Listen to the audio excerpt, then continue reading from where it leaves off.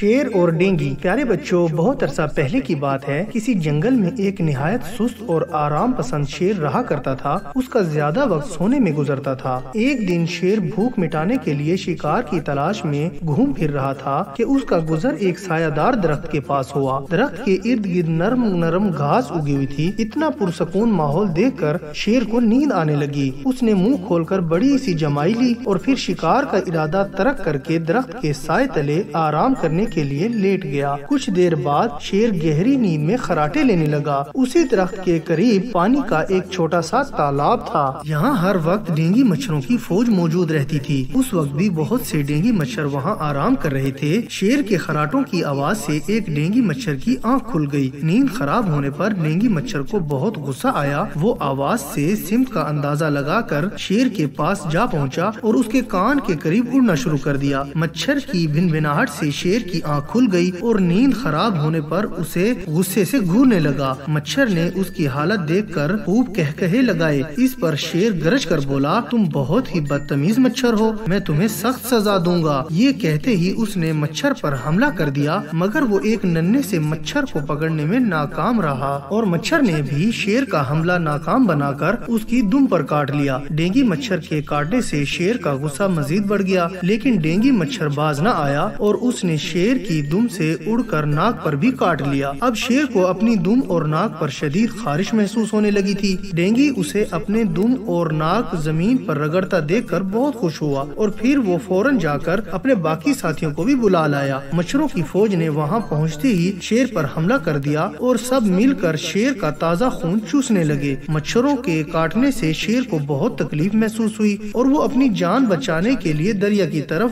بھاگ گیا۔ شیر کو شکست دینے کے بعد ڈینگی مچھروں کی فوج اپنی فتح کا جشن مناتی ہوئی واپس پانی کے تالاب کی طرف لوٹ گئی، لیکن ان کا سربراہ مچھر اپنی جیت پر اتراتا ہوا اکیلا ہی دوسری جانب اڑ گیا۔ جب وہ اپنی فتح کے غرور میں ایک درخت کے پاس سے گزر رہا تھا تو وہاں بنے مکڑی کے جال میں پھنس گیا۔ ڈینگی مچھر نے مکڑی کے جال سے نکلنے کی بہت کوشش کی مگر آزاد نہ ہو سکا۔ اسی لمحے جالے کے قریب بیٹھی ہوئی موٹی تازی مکڑی نے ڈینگی مچھر پر حملہ کر دیا اور اسے کھا گئی۔ تو پیارے بچوں، اس کہانی سے ہمیں یہ سبق حاصل ہوتا ہے کہ کسی کو خوامخواہ تنگ کرنا اور اذیت دینا بہت ہی بری بات ہے اور غرور بھی نہیں کرنا چاہیے۔